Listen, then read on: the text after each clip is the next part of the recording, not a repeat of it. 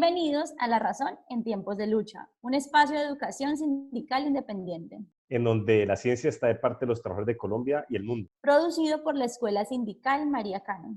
La única escuela sindical independiente del país.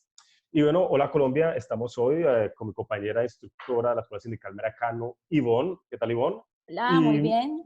nos acompaña también en otro lugar, en otras zonas, en otras locaciones, la compañera activista de la escuela y analista de datos, Pilar, que nos va a ayudar en esta ocasión, el día de hoy, para un pequeño tema muy importante que es el coronavirus y utiliza una herramienta visual para estudiarlo. Pilar, hola, ¿cómo vas? Contanos. Hola, ¿cómo estás, Sandy? Bueno, nosotros mismos nos hemos dado cuenta que hay muchas noticias, hay mucha información circulando por internet, por la televisión, y es muy difícil filtrar y saber qué noticia es falsa, qué noticias es verdaderas.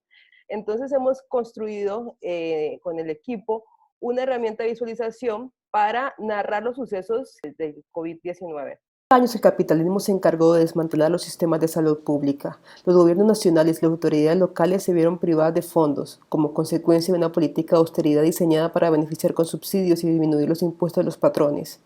Entre las empresas privadas que se han favorecido se encuentran las grandes farmacéuticas, las cuales no tienen ningún interés en la investigación no remunerativa sobre enfermedades infecciosas. Por el contrario, cuanto más nos enfermamos, más aumentan sus ganancias. Como veremos a continuación, este escenario también se presenta en Colombia. La ley 100 en Colombia, cuando la salud pública fue convertida en un negocio, cediéndosela a las EPS, y la consecuencia de esto fue el enriquecimiento de los dueños de las EPS, pero la precarización de todo el sistema de salud público. Por eso, mientras la gente se muere afuera de los hospitales, crecen otros mercados no esenciales que, aunque generen empleo, no deberían ser cubiertos por el Estado porque son negocios particulares. Entonces, un ejemplo de esto fue en que entre el 2010 y el 2018, el turismo internacional aumentó de 800 a 1.400 millones de pesos. Este mercado requería que los gobiernos invirtieran en infraestructura de aeropuertos, aerolíneas, hoteles, restaurantes, parques temáticos, eventos culturales, etcétera, otras cosas que deberían venir del capital privado y no del público. En la parte de abajo, como pueden ver, tienen los enlaces a las noticias para que puedan ampliar la información. Esta historia empezó así, a finales del 2019, alternando con las noticias del paro, las fiestas decembrinas, el aumento paupérrimo del salario mínimo en Colombia. Empezamos a escuchar noticias acerca de una guerra económica que tenía China con Estados Unidos, y otra noticia que también alternaba en ese momento era una enfermedad que nacía en China. La polémica realmente giraba en torno a que China había ocultado información al mundo sobre este virus. De tal manera, nos muestra la historia que no se encendieron las alarmas cuando reportaron los primeros casos en China, Corea del Sur, en Estados Unidos, ya en el 20 de enero, después de haber reconocido muchos de los enfermos, aún no se aceptaba como una pandemia y no había una preocupación realmente. Al 26 de enero del 20, la Organización Mundial de la Salud entregó un informe, el informe número 6, donde describe el nuevo coronavirus. Este informe señala un recuento oficial de casos confirmados en China que ya era de 2.744, una alarma que ya había sonado a los demás estados en el mundo. Los autores de la provincia de Hubei reportan el número de muertos ya en 76. Vamos a encontrar más detalles en el video de pandemia mundial del COVID-19.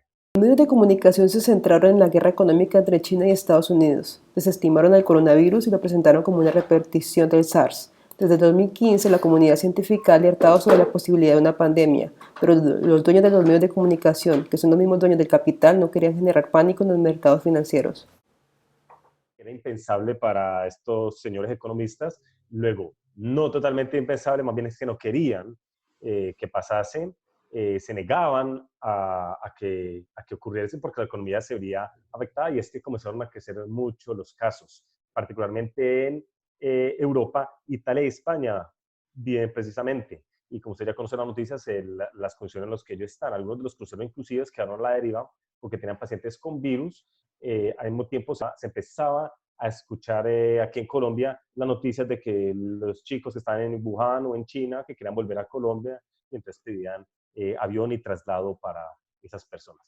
Bueno, los siguientes hechos que vamos a narrar se marcan dentro de la caída del mercado de valores entre febrero 15 y marzo 15 de este año.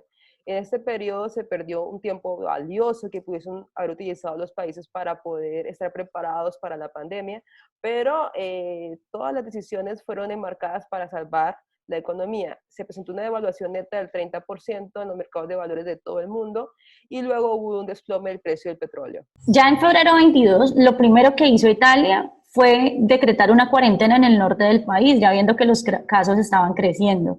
Pero apenas hacía 2 semanas se había disputado un partido de la Champions League, donde concurrieron 40.000 fanáticos. Algunos catalogaron ese partido como una bomba biológica.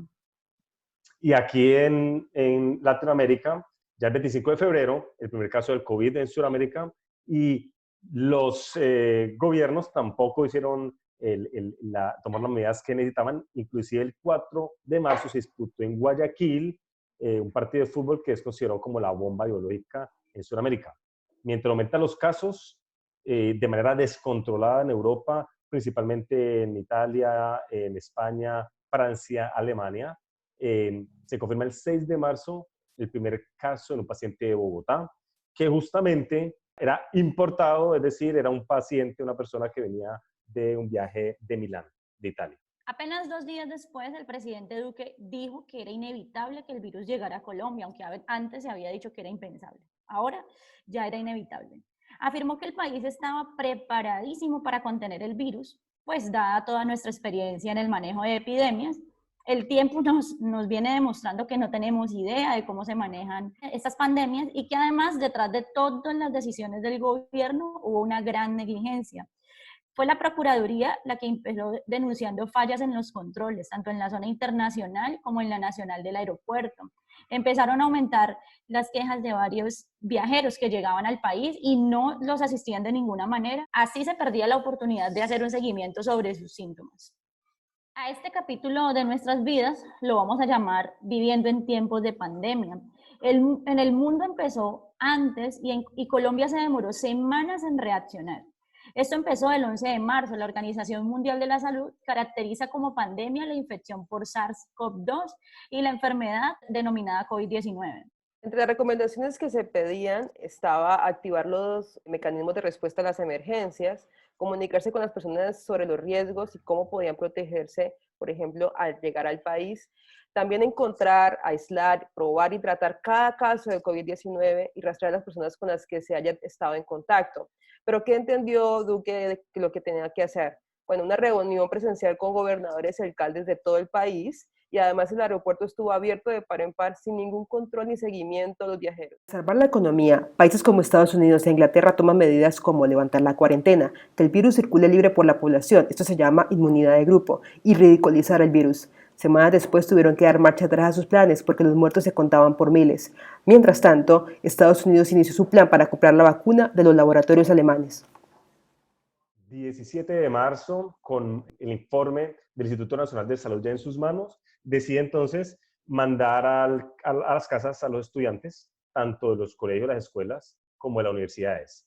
Medida necesaria, pero que no contempla a la mayoría de niños, pues muchos de los niños no pueden acceder a la educación desde sus casas. El escenario planteado por el Instituto Nacional de Salud de Colombia proyecta que casi un 40% de los colombianos va a infectarse con el SARS-CoV-2 y eso hace que 200.000 personas aproximadamente se proyecte que estarán en estado crítico y por tanto necesitan bastante elementos para poder sobrepasar esta enfermedad. Bien, ante esta evidencia, los gremios de la salud le piden a Duque cuarentena total en Colombia. Los alcaldes de varias ciudades, incluyendo Bogotá y Cali, decretaron un toque de queda como acción de choque para contener el avance del virus. Pero la vicepresidenta, por su parte, se reúne con los representantes del gremio del comercio e impusieron la agenda a ellos en lugar de expertos en epidemias. Critican las medidas impuestas por los alcaldes y además piden levantar los toques de queda. Duque dio una locución y le dijo que le parecía maravilloso el modelo británico de inmunidad de grupo para enfrentar al COVID-19. Y además, dado la reunión que había tenido con la vicepresidenta con los gremios, empezó a contradecir a los mandatarios locales y poner en duda la medida de toque de queda con el decreto 418. En estos días, entonces, el país enfrentó una gran confusión. Algunos alcaldes avanzaron con el toque de queda, lo llamaron con un eufemismo aislamiento voluntario para no ir a la cárcel. Y el gobierno nacional permitió la salida en ese fin de semana de miles de personas que se fueron de puente. El 20 de marzo tuvimos la noticia de que tenía coronavirus uno de los alcaldes que había asistido a la reunión que había convocado Duque, nada más y nada menos, y que no había respetado esa cuarentena, pues lo encontraron fuera de su casa. De esta reunión se lo contó además la secretaria de Salud del municipio de Yopal. Entonces, ¿qué es lo que primero hace Duque para enfrentar la crisis del coronavirus? Pone un gerente para administrar esta pandemia. ¿A quién pone en esa gerencia? Al señor Luis Guillermo Plata, que no es ningún experto en epidemiología ni en virología, tampoco es médico, es realmente una persona dedicada al comercio, a la industria y al turismo. Entonces hace lo que mejor sabe hacer, que es comprar unas chaquetas y botellas de agua. Mientras tanto, en esta primera semana de cuarentena hay reportes de personas de altos recursos que compran respiradores y medicamentos mencionados para el tratamiento del coronavirus, por si acaso. Hay un amotinamiento en las cárceles de Colombia que deja 23 prisioneros muertos, 83 heridos y 3 desaparecidos en la cárcel La Modelo. No se sabe cuánto hay en el resto del país. De acuerdo con las cifras oficiales del INPEC, en Colombia hay 2.919 personas privadas de la libertad que están por encima de 65 años.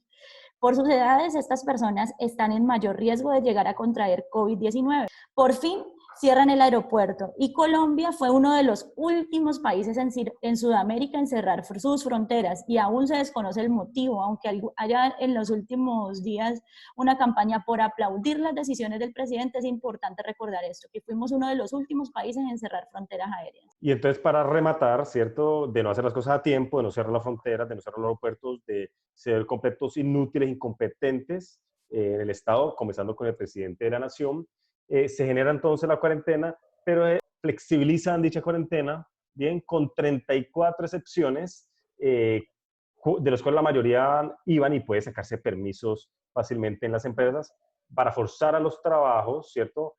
Sacar a los trabajadores de su casa para que hagan desplazamiento hasta el trabajo, aunque no sean servicios esenciales, los llaman, y si son servicios esenciales no les prestan las herramientas necesarias, los guantes, las mascarillas o los elementos para salvaguardar su vida. Además, potencial siguen priorizando la economía sobre la vida de las personas. Inician una guerra por el acaparamiento de insumos médicos, reactivos para las pruebas, respiradores y equipamiento médico para armar unidades de cuidado intensivo. En una semana los respiradores aumentaron 5 veces su precio, entre otros. ¿Y en Colombia? Bueno, acá nos está yendo súper bien con el gerente del coronavirus, porque entre las cosas que pasa es que tenemos una sola máquina para poder preparar las muestras que luego van a ser distribuidas a las máquinas que detectan el virus. Entonces, como esta máquina se dañó, eso afectó el diagnóstico de los casos. Teníamos un crecimiento que se veía esperado y luego un descenso a 24 casos en un día. La gente empezó a preguntarse qué es lo que pasa acá, eso está muy raro, o sea, una tendencia no puede caer de manera tan abrupta de un momento a otro. Entonces allí nos explicaron que lo que pasaba es que se había dañado la máquina y que además no tenía reparación, que tenían que traer otra de Alemania. Milagrosamente al día siguiente la máquina se reparó. Sin embargo, el Instituto Nacional de Salud ha tratado de hacer las cosas lo mejor posible, pero no tiene los recursos necesarios, suficientes. Si esta máquina se daña, significa que tienen que hacer las pruebas a mano, lo cual hace que se puedan generar 100 pruebas en el día, que es completamente insuficiente para poder saber epidemiológicamente cómo se está comportando la pandemia y poder tomar decisiones al respecto. En abril 6, el Instituto Nacional de Salud reportó que había sobrepasado completamente su capacidad para realizar las pruebas y que además hay unos problemas en el embalaje y la toma de las muestras en las EPS. Ellos tienen que estar llamando a la EPS para poder corroborar los datos de estas muestras, allí pierden tiempo. Y luego, después de que tienen ya los datos, hay demoras en la socialización de los resultados por parte de las entidades territoriales a las EPS, de tal manera que estamos hablando de un retraso de al menos 3 semanas con respecto a la toma de la muestra al momento en el cual realmente sabemos si este paciente tiene o no tiene coronavirus. Estamos viendo en este momento la foto de lo que pasaba en el país hace 3 semanas. La Procuraduría ha venido denunciando problemas en el manejo de la pandemia. Primero el aeropuerto, luego los procedimientos con la toma de pruebas y luego con el Ministerio de Salud porque no tienen ningún plan para manejar la pandemia y parece que estuviesen tomando decisiones apresuradas. Mientras tanto, se agudiza la crisis social en Colombia, familias enteras que no tienen cómo acceder a recursos, violencia intrafamiliar en aumento, familias aguantando hambre, despidos masivos, aprovechándose los patrones para despedir a las personas. Y mientras tanto, FENALCO hace la descarga propuesta de reducción de salario entre 50 y 60%. El sistema capitalista ya venía en crisis. Esto no es nuevo. No es que la pandemia haya generado la crisis. Ya desde el año pasado hay manifestaciones de personas en todo el mundo atacando el modelo económico perverso que es el capitalismo, que no funciona para la mayoría de la sociedad y se muestra con las pandemias como estas. En Colombia, como el resto del mundo, la economía está funcionando al capital financiero y por ende obedece a las dinámicas de la ganancia del capital financiero de la economía más que a las necesidades de las personas. Es una dependencia, además, que tenemos con respecto a los países desarrollados, principalmente el estadounidense en Colombia, y te puede mostrar entonces que la crisis que se desata no es una crisis por la pandemia, sino que es una crisis del capitalismo mismo. Del capital, pues nosotros somos un piñón más en Colombia y en cada una de las ciudades somos un piñón más del mecanismo mundial de producción y si cualquier crisis mundial nos va a afectar a nosotros de manera directa. La Organización Mundial de la Salud dijo que todos deberíamos usar tapabocas.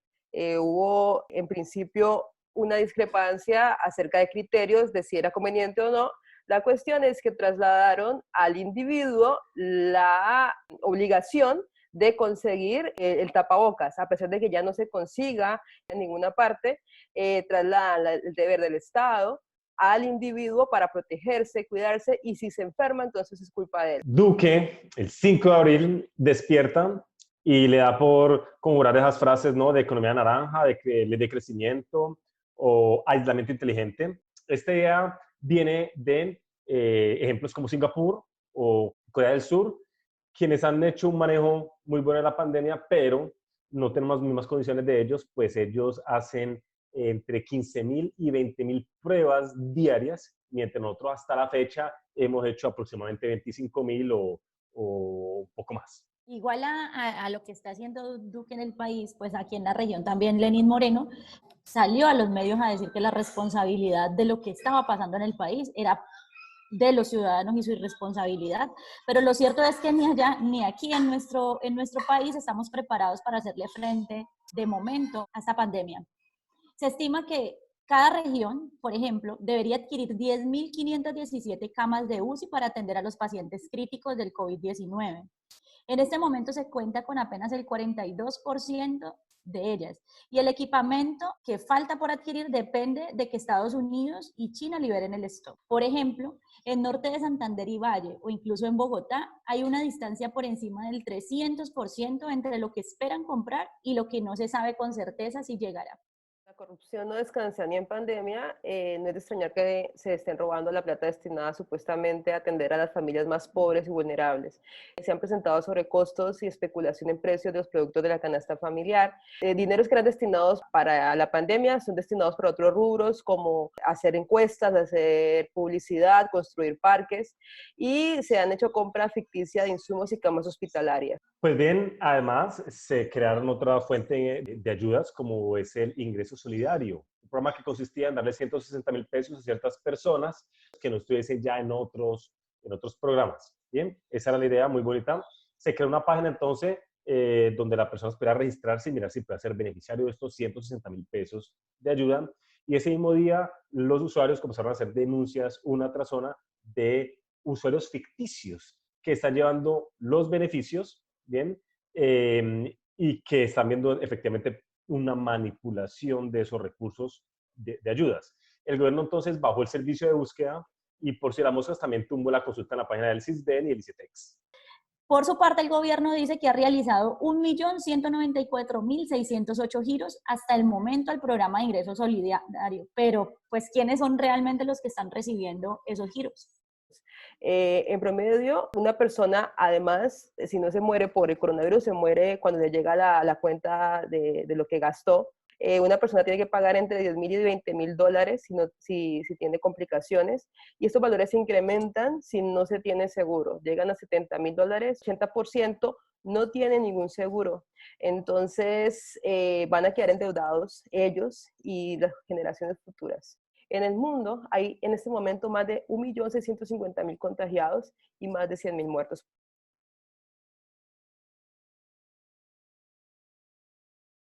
Muy bien, ya lo ven ustedes y ya lo conocen y lo viven. Esta es una pandemia que los trabajadores no podemos quedar esperándonos a que el Estado, a que los banqueros, a que los dueños del poder la resuelvan por nosotros. Inclusive vemos como todo lo que hacen, las medidas que saca el gobierno y los estados a nivel mundial es para proteger la economía y los grandes productores. Pero para el trabajador, en cambio, no hay. Inclusive cuando hay donaciones de los grandes capitalistas, se ve que son míseras migajas que nos dan. Por eso desde la Escuela Sindical Maracano proponemos a ustedes, a todo el que nos esté viendo y al pueblo colombiano en general, unos puntos de exigencias contenidos en una plataforma de lucha contra esta pandemia. Entre los puntos que exigimos en esa plataforma o que consideramos que los trabajadores debemos exigir, podemos mencionar que se centralice la salud en el Estado, que se respeten los trabajos sin pérdida de garantías, que se proporcionen los insumos necesarios al personal sanitario que está al frente de esta pandemia, que se adopten medidas de atención real para los campesinos, que se le proporcione un salario mínimo a los trabajadores informales, entre otras. Próximamente tendremos más detalles de la plataforma de lucha que se puede estudiar en el enlace que vamos a dejar con el video. Nos despedimos entonces llamando a todos los trabajadores de Colombia, del campo y la ciudad, a estrechar los lazos de unidad. Y además solidaridad, pues solo el pueblo salva el pueblo. Y recuerda que si el patrón te sigue explotando, con María Cano, síguete educando.